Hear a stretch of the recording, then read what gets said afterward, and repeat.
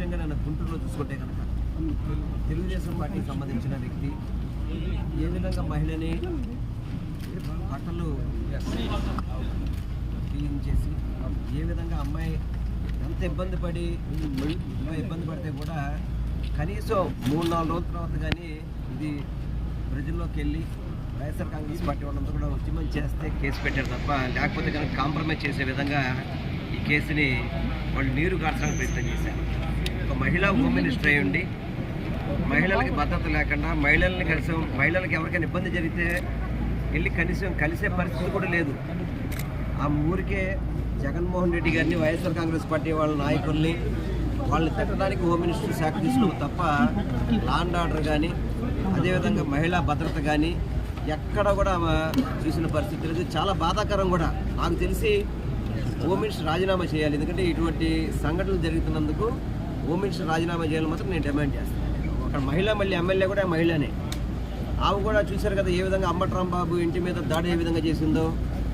అటువంటి వ్యక్తులు ఈరోజు ఎమ్మెల్యేలు మంత్రులు అని చెప్పుకుంటుంటే ఈ కూటమి ప్రభుత్వంలో రెడ్ బుక్ పరిపాలన ఏ విధంగా జరుగుతుందో మీకు అర్థమవుతుంది. లా అండ్ ఆర్డర్కి కనీసం లా అండ్ ఆర్డర్ లేదు.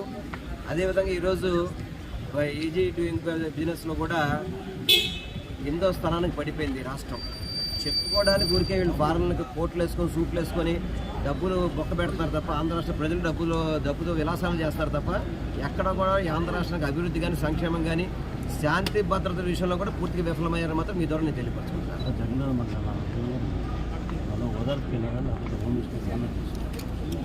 ఇప్పుడు అక్కడికి వెళ్ళింది దేనికి భీమవరం వెళ్ళేది ఆక్వా రైతులు ఇబ్బంది పడుతున్నారు. వాళ్ళు పడే ఇబ్బందులు రాష్ట్ర ప్రభుత్వం పట్టించుకోవాలని చెప్పిన ఉద్దేశంతో అక్కడ గట్టిగా ఉద్యమం చేయడానికి వాళ్ళ యొక్క గొంతుకు నింపడానికి వెళ్ళారు. అక్కడికి వెళ్ళినప్పుడు దానికి సమాధానం చెప్పలేక ఊరికే దొడిదారులు లేదా వెనకదారులు మాట్లాడతారు తప్ప ఇవాళ జగన్మోహన్ రెడ్డి గారు అనేక ప్రశ్నలు స్పందించారు. అక్కడ దాని మీద సమాధానం చెప్పే దమ్ము ధైర్యం ఉందో. దానికి ఏమంటే అచ్చెన్నాయుడు నా కంటికి ఆపరేషన్ చేశారు కాబట్టి నేను వెళ్ళలేదు, నా కంటికి ఆపరేషన్ చేశారు కాబట్టి నాకు తెలియదు, ఇక సమాధానాలు.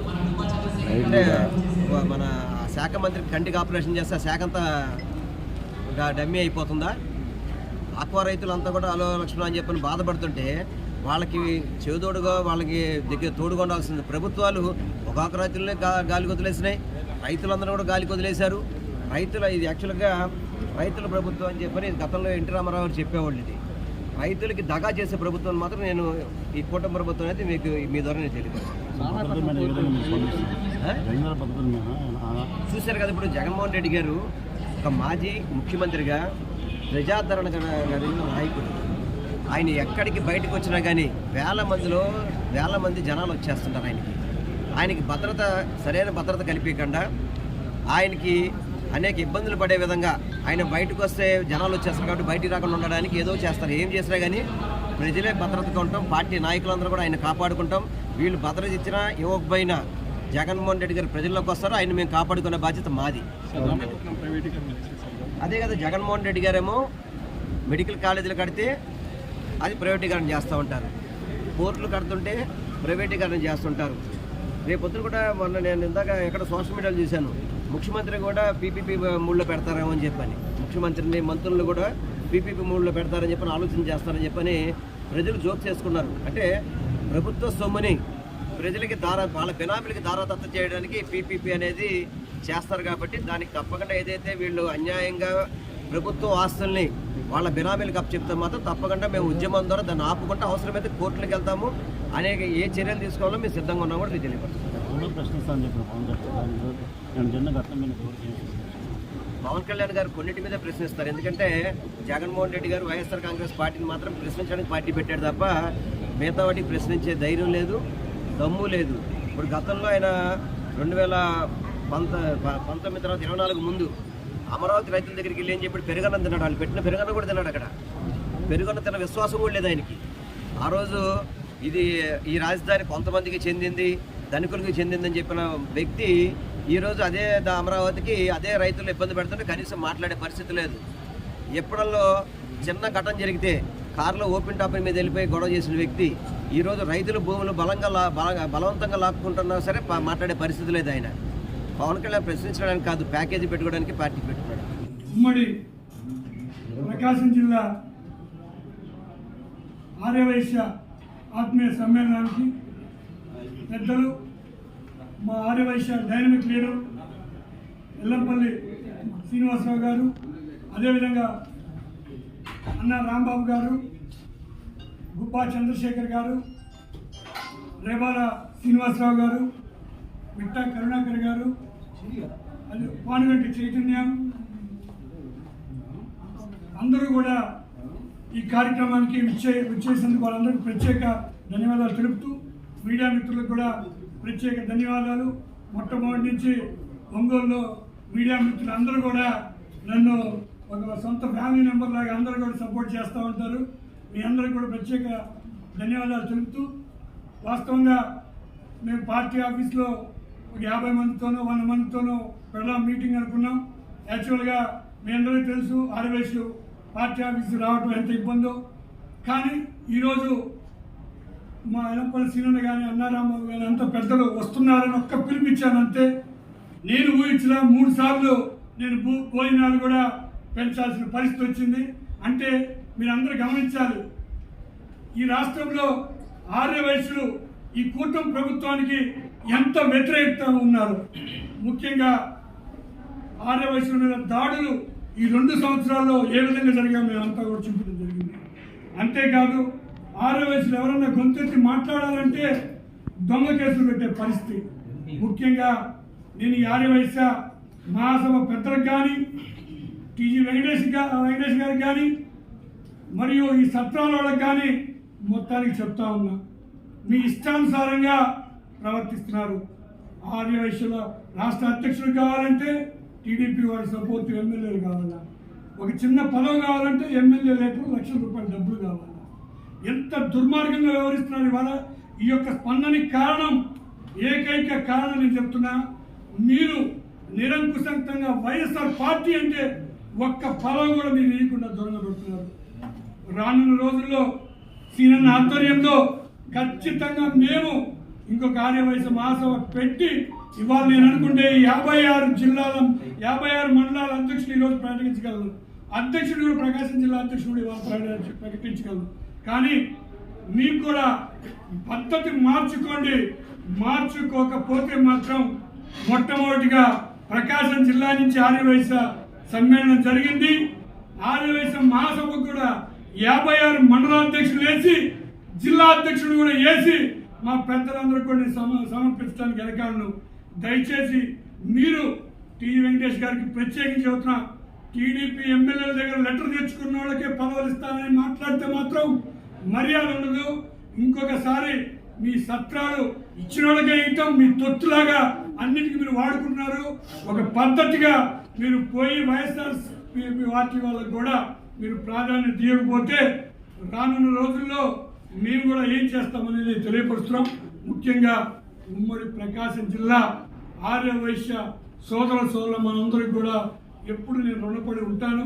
నిజంగా ఈరోజు అందరూ పార్టీ ఆఫీసులో వద్దన్న వైశ్యులు రారన్నా కానీ అసలు 100ల సంఖ్యలో వచ్చిన ప్రతి ఆర్యవైశ్య సోదరులు అందరికీ కూడా ఉదయపూర్వక ధన్యవాదాలు తెలుపుకుంటూ ఈ కార్యక్రమానికి నా వెనుకడు నడిపించిన ఎల్లంపల్లి సీనన్న గారికి ప్రత్యేక ధన్యవాదాలు. అందరికీ నమస్కారం. నేను గుబ్బా చంద్రశేఖర్, వైఎస్ఆర్సీపీ పిఏసీ మెంబర్ని. అన్ని వర్గాలని మోసం చేసినట్టుగానే కూటమి ప్రభుత్వం ఆర్యవైశ్యులను కూడా మోసం చేసింది.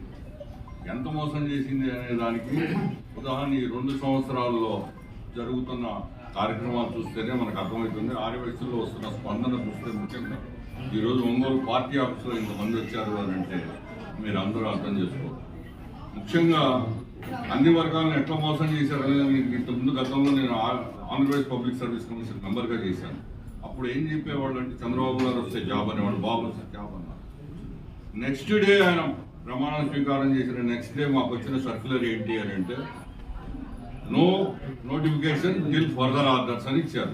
అది అఫిషియల్ రికార్డులో ఉంది, కావాలంటే మీరు కూడా చూసుకోవచ్చు. అలాగే నిన్న ప్రభుత్వంలో మేము రాగానే జాబ్ క్యాలెండర్ ఇస్తామన్నారు. జాబ్ క్యాలెండర్ ఇచ్చారో లేదా అనేది అందరికి ప్రజలందరికీ తెలుసు. నిరుద్యోగ వృత్తి అన్నారు. అన్ని రకాలుగా మోసం చేస్తున్నారు కాబట్టి ఈరోజు చాలా చైతన్యం వచ్చింది. ఇంకా ఇప్పుడు కనుక ఎన్నికలు జరిగితే కూటమి ప్రభుత్వం కూలిపోవడం ఖాయం. వైఎస్ఆర్సీపీ జగన్మోహన్ రెడ్డి గారు అత్యధిక మెజారిటీతో తప్పనిసరిగా మళ్ళీ ముఖ్యమంత్రి అయ్యి వీళ్ళు చేసిన దుర్మార్గాలన్నిటికీ సమాధానం చెప్పే రోజు మళ్ళీ త్వరలో వస్తుందని తెలియజేసుకుంటూ చంద్రబాబు నాయకత్వంలోని కూటమి ప్రభుత్వం ఏర్పడక ముందు వారు చెప్పిన కళ్ళబొల్లి మాటలని అన్ని వర్గాలు, అన్ని సామాజిక వర్గాలు ఏ రకంగా నమ్మి నష్టపోయాయో ఆర్యవైశ్యులు కూడా అదే రకంగా ఆ కళ్ళబొల్లి మాటలు నమ్మి నష్టపోవడం జరిగింది. వాస్తవానికి గత ఎన్నికల్లో వైశ్యులు ఎక్కువ శాతము కూటమి కళ్ళబొల్లి మాటలకు నమ్మి వాళ్ళకు ఓటు చేయడం జరిగింది. కానీ ఈ 2 సంవత్సరాల కాలం జరిగిన తర్వాత వైశ్యులకు ఎక్కడ నష్టం జరిగింది, ఏ రకమైన నష్టం జరిగింది, ఈ పథకాలు రాకపోవడం వల్ల వ్యాపారాలు ఏ రకంగా కుదేలైపోయాయి అనే విషయాల్ని ప్రాక్టికల్గా అందరికీ అర్థమైపోతా ఉంది. ఈ క్రమంలో జగన్మోహన్ రెడ్డి గారి ప్రభుత్వ హయాంలో వైశ్యులకు జరిగిన గౌరవము, ఎటువంటి పదవులు దక్కాయి, ఎటువంటి గౌరవం దక్కింది, వైశ్య సామాజిక వర్గానికి సంబంధించినటువంటి సంస్థలకి శ్రీశైలం లాంటి పవిత్ర పుణ్యక్షేత్రాల్లో ఎన్ని స్థలాలు ఇచ్చారు, ఈ అన్ని విషయాలు, అలాగే వైశ్యుల్లో రాజకీయంగా ఎంతమందికి అవకాశాలు కల్పించారు, ఈ వైశ్యులకి ఈ 2 సంవత్సరాల కాలంలో ఎంతమంది మీద దాడులు జరిగాయి, ఎంతమంది మీద ఎస్సీ ఎస్టీ కేసులు పెట్టడం జరిగింది, ఈ విషయాలన్నీ కూడా వైశ్య సామాజిక వర్గంలో ఉన్నటువంటి చివరి వైశ్యుడిగా కూడా తీసుకుపోవాలనే ఉద్దేశంతో వెల్లంపల్లి శ్రీనివాస్ గారి ఆధ్వర్యంలో ఒక పవర్ పాయింట్ ప్రెజెంటేషన్ ఇవ్వడం జరిగింది. ఆ పవర్ పాయింట్ని ఈరోజు ఉమ్మడి ఒంగోలు జిల్లాలో జరిగినటువంటి ఆర్య వైశ్య వైఎస్ఆర్సీపీ ముఖ్య నాయకుల సమావేశంలో దాన్ని మొత్తం కూడా ప్రజెంటేషన్ ఇవ్వడం జరిగింది. జనాలందరికీ కూడా చాలా స్పష్టంగా ఏం జరుగుతుంది అన్న విషయాలు ఇప్పటికే అర్థమవుతా ఉన్నాయి. ఏమైతే ఈ కార్యక్రమం ఉందో ఈ కార్యక్రమం ప్రతి ఉమ్మడి జిల్లాలో కూడా పెట్టడం ద్వారా వైశ్యులకు జగన్మోహన్ రెడ్డి గారు ఏం చేశారు, చంద్రబాబు గారు ఏం అన్యాయం చేశారు అనే విషయాలని ప్రతి ఒక్కరి దృష్టికి కూడా అవగాహన చేసేటువంటి కార్యక్రమం ఖచ్చితంగా నడుస్తుంది. ఆ తర్వాత నియోజకవర్గ స్థాయికి వెళ్తాము. అలాగే ఆ తర్వాత అవసరమైతే మండల స్థాయికి కూడా వెళ్ళి ప్రతి ఒక్క వైశ్యుడికి ఈ వాస్తవాలు తెలియజేయడం ద్వారా వైశ్యుడు అంటే ఒక ఓటు కాదు, 10 ఓట్లతో సమానం. వీళ్ళందరూ యాక్టివ్ అయితే రేపు చంద్రబాబు నాయుడు ప్రభుత్వం కూలిపోవటానికి వేసే మొట్టమొదటి ఓటు వైశ్యుడు అవుతుందని చెప్పని మీ అందరికీ చెప్తా ఉన్నారు స్పష్టంగా.